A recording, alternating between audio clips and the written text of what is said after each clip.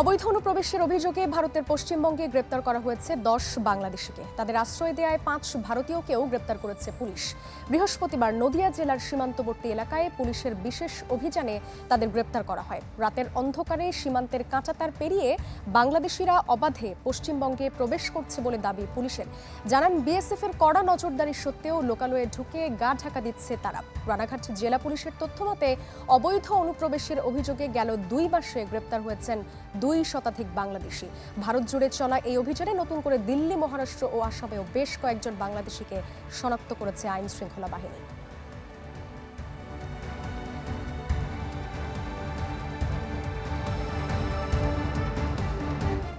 চলমান অভিযান নিয়ে সবশেষ জানাতে পশ্চিমবঙ্গ থেকে যুক্ত হচ্ছেন সহকর্মী শুভজিৎ পুততুণ্ড। শুভজিৎ, দিল্লি, আসামের পরে এবারে কি পশ্চিমবঙ্গে থাকা অবৈধদের ধরতে তৎপর হয়েছে প্রশাসন? আর যারা গ্রেপ্তার হয়েছেন তাদেরকে নিয়ে আসলে পরবর্তী পদক্ষেপটা কেমন হবে? দেখো সাদিয়া, একটা কথা যে শুধু পশ্চিমবঙ্গে নয়, কেন্দ্রীয়ভাবে যে নির্দেশ দেওয়া আছে সেই নির্দেশ অনুসারে কিন্তু রাজ্যগুলো কাজ করছে। মূলত কেন্দ্রের তরফে নির্দেশ এসেছে যে যেসব জায়গায় অবৈধ অনুপ্রবেশকারী রয়েছে তাদের চিহ্নিতকরণের ক্ষেত্রে। এবং প্রথম এই নির্দেশ কিন্তু একেবারে দিল্লি থেকে আসে। দিল্লি লেফটেন্যান্ট গভর্নর তিনি কিন্তু প্রথম নির্দেশ দিয়েছিলেন। সেখানে দেখা গেছে একটা ব্যাপক ম্যাসিভ ড্রাইভ চলেছে, এখনো সেটা চলমান রয়েছে। পাশাপাশি মহারাষ্ট্র, কেরল, দক্ষিণের শহরগুলোর মধ্যে যেমন দেখতে পারেন চেন্নাই, ব্যাঙ্গালোর, পাশাপাশি একেবারে পশ্চিমবঙ্গ, আসাম এবং ত্রিপুরা, যেখানে অনুপ্রবেশকারীদের সংখ্যা বেশি বলে কেন্দ্র মনে করছে, এই সব এলাকায় রাজ্য সরকারকে নির্দেশ দেওয়া হয়েছে অনুপ্রবেশকারীদের চিহ্নিতকরণ এবং তাদের বাংলাদেশে ফেরত পাঠানোর ব্যবস্থা করার বিষয়ে টোটাল যে কাজকর্ম সেটা করার। অনেক ক্ষেত্রে রাজ্য সরকারগুলো বুঝতে পারছে যে বাংলাদেশে ফেরত পাঠানো এটা একটা অসম্ভব কাজ এবং তাদের বাংলাদেশি নাগরিক হিসেবে চিহ্নিত করা এটাও একটা অসম্ভব কাজ। কারণ একটা জিনিস পরিষ্কার যে বাংলাদেশি নাগরিক, এটা বাংলাদেশ সরকারকেও প্রথম তাদের কিন্তু স্বীকার করতে হবে যে তাদের নাগরিক ভারতে কখনো এসেছে। কারণ একটা জিনিস তো পরিষ্কার যে ভারতবর্ষের অর্থনীতি বা বাংলাদেশের অর্থনীতি যদি দেখেন, সেক্ষেত্রে পার ক্যাপিটা ইনকামে ভারতবর্ষ কিন্তু বাংলাদেশের থেকে কিছু ক্ষেত্রে পিছিয়ে। ফলে যেখানে অর্থনৈতিকভাবে বাংলাদেশ সবল, সেখানে অর্থনৈতিক সমৃদ্ধির জন্য যে শুধুমাত্র ভারতে বাংলাদেশিরা চলে আসবে এমন কথা বাংলাদেশ সরকার আগেও অস্বীকার করেছে। একেবারে যদি আপনি দেখেন, প্রধানমন্ত্রী বা সাবেক প্রধানমন্ত্রী শেখ হাসিনা যে সময় ছিলেন, তিনি কিন্তু সরাসরি মুখ্যমন্ত্রী সে সময় জ্যোতি বসু ছিলেন, তার মুখের উপরে বলেছিলেন যে বাংলাদেশের অর্থনৈতিক পরিস্থিতি এমন নেই যে বাংলাদেশ থেকে অনুপ্রবেশ হতে পারে। ফলে একটা জিনিস পরিষ্কার, বাংলাদেশ থেকে ওকে স্বীকার করতে হবে এবং যেভাবে অনুপ্রবেশের কথা বলা হচ্ছে সেটা ঠিক কতটা বাস্তবসম্মত সেটাও কিন্তু খতিয়ে দেখার বিষয় রয়েছে। এবং সব দিকে কিন্তু ড্রাইভ চলছে, পশ্চিমবঙ্গ ড্রাইভ চলছে এবং পশ্চিমবঙ্গের বিভিন্ন জেলায় জেলায় যে ড্রাইভ চলছে সেটা কিন্তু হয়তো আগামী 10-15 দিন আরো বেশি চলবে এবং তারপরে তো কেন্দ্রীয় সরকারকে এই রিপোর্ট প্রত্যেক রাজ্য সরকার পেশ করবে। শুভজিৎ, আপনাকে অনেক ধন্যবাদ। আমাদের সঙ্গে যুক্ত ছিলেন সহকর্মী শুভজিৎ পুততুণ্ড। আফগানিস্তানে চালানো বিমান হামলায় 71 সন্ত্রাসীকে হত্যার দাবি করেছে পাকিস্তান। নিহতদের মধ্যে বেশ কয়েকজন কমান্ডারও ছিলেন বলে জানিয়েছে ইসলামাবাদ। পাকতিকা প্রদেশের বেশ কয়েকটি গ্রামে চালানো হয় এই হামলা। এতে সন্ত্রাসীদের 4টি গুরুত্বপূর্ণ আস্তানা ধ্বংসের দাবি করেছে পাকিস্তানের সামরিক বাহিনী। কড়া জবাবের হুঁশিয়ারি দিয়েছে কাবুল। আন্তর্জাতিক গণমাধ্যমগুলো বলছে পাকিস্তানের খাইবার পাখতুনখোয়া সীমান্তের দিকে রওনা হয়েছে প্রায় 15,000 তালেবান যোদ্ধা।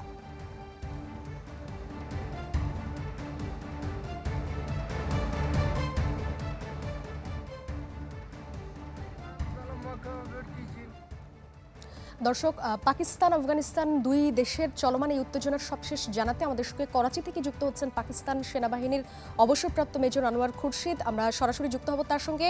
Mister Anwar Khurshid, welcome to channel 24। So what about the current issues of Pakistan Afghanistan whenever some international media says that 15,000 Taliban fighters are moving forwards to the border of Khyber Pakhtunkhwa province. So if this is true, then what steps can Islamabad take, and what's your thoughts as an ex-military officer? Bismillahirrahmanirrahim. First of all, this news is a rumor because of Pakistani government, Pakistani military and Afghan government, both they denied that this is not true. Both the governments, they denied this is not true. But some Indian channels have said this, that 15,000 Taliban are prepared to attack, they are prepared to launch attacks on different sites of Pakistani borders, on Afghanistan side, on Durand line. First of all, this is not true news. Secondly, if there is something what 15,000 Taliban or 15,000, we call them Kharjis. They are terrorists. They are Kharjis. They are not, neither they have no religion. They have no sect. They have no caste. They have nothing. They are Kharjis. They are terrorists. If they come, these things are going for decades. Almost 30 to 40 years have been passed that these Taliban in different groups, little small groups, 4, 10, they used to attack on the different posts of Pakistan. Even they attack on unarmed civilians and innocent kids and innocent peoples. They will do it. This is because they are facing one of the best army in the world. Pakistan army is one of the best army in the world. They will be sent back or they will be killed if they come to the border, if they attack on our territory. So, Mr. Anwar Khurshid, as an analyst, do you think this issue can deteriorate regional stability? No, because these are ongoing. It is a routine in Khyber Pakhtunkhwa and on a Durand line for many years. This will not deteriorate anything because both the governments, they have denied, they don't want to fight against each other. Thank you so much for joining with us, Mr. Anwar Khurshid. দর্শক, আমাদের সঙ্গে যুক্ত ছিলেন করাচি থেকে পাকিস্তান সেনাবাহিনীর অবসরপ্রাপ্ত major Anwar Khurshid. তিনি বলছিলেন পাকিস্তান আফগানিস্তানের সাম্প্রতিক যে ইস্যুটি চলছে সেই বিষয়টি নিয়ে।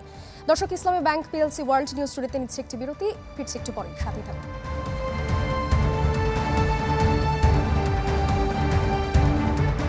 ইসলামী ব্যাংক পিএলসি ওয়ার্ল্ড নিউজ টুডেতে।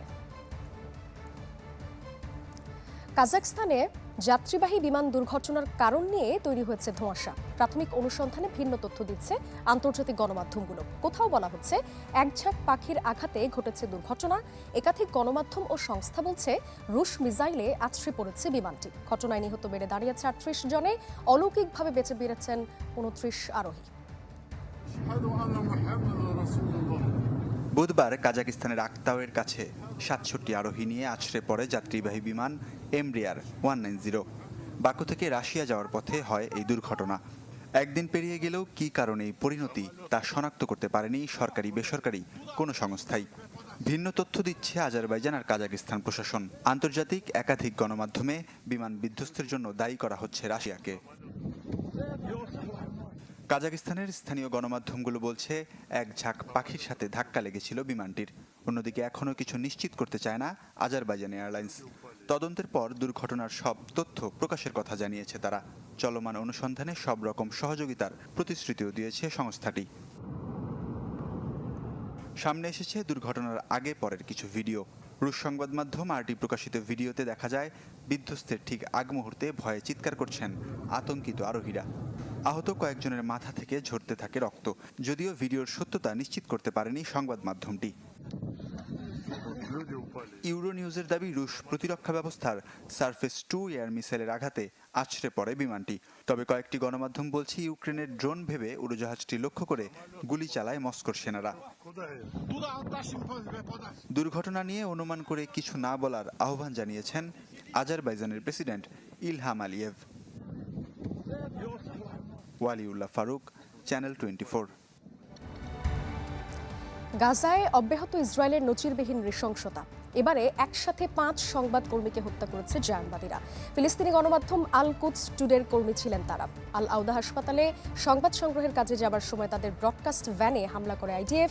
এতে ঘটনাস্থলে মৃত্যু হয় তাদের। দক্ষিণ গাজা থেকে আসছে আরও বর্বর খবর। সেখানে অবরুদ্ধ অবস্থায় ঠান্ডায় জমে প্রাণ গেছে 3 ফিলিস্তিনি শিশুর।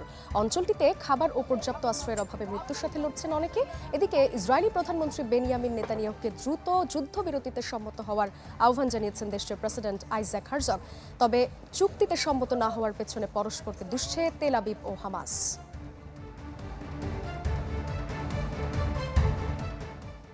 ইসলামী ব্যাংক পিএলসি ওয়ার্ল্ড নিউজ টুডেতে নিচ্ছি আরও একটি বিরতি, ফিরছে একটু পর, সাথেই থাকুন।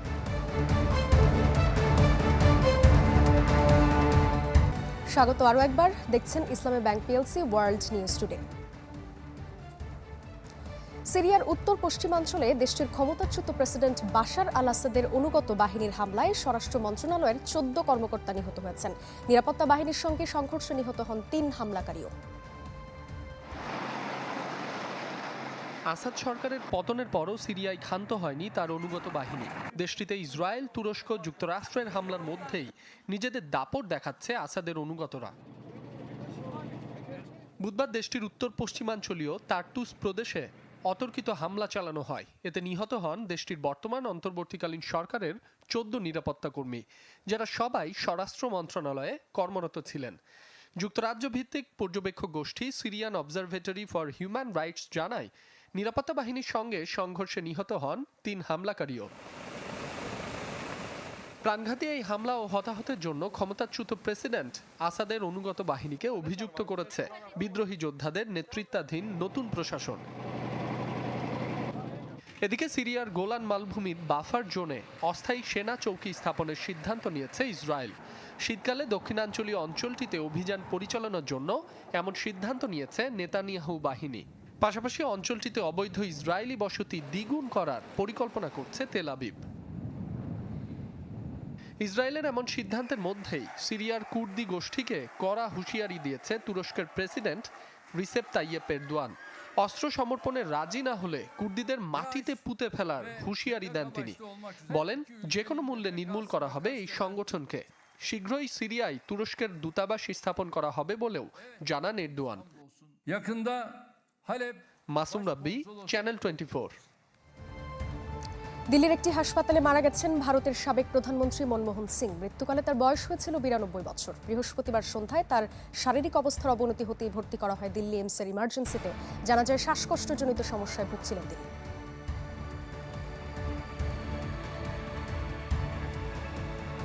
দর্শক, এই ছিল আজকের ইসলামী ব্যাংক পিএলসি ওয়ার্ল্ড নিউজ টুডেতে। এছাড়াও দেখতে পারেন ফেসবুক এবং ইউটিউবে।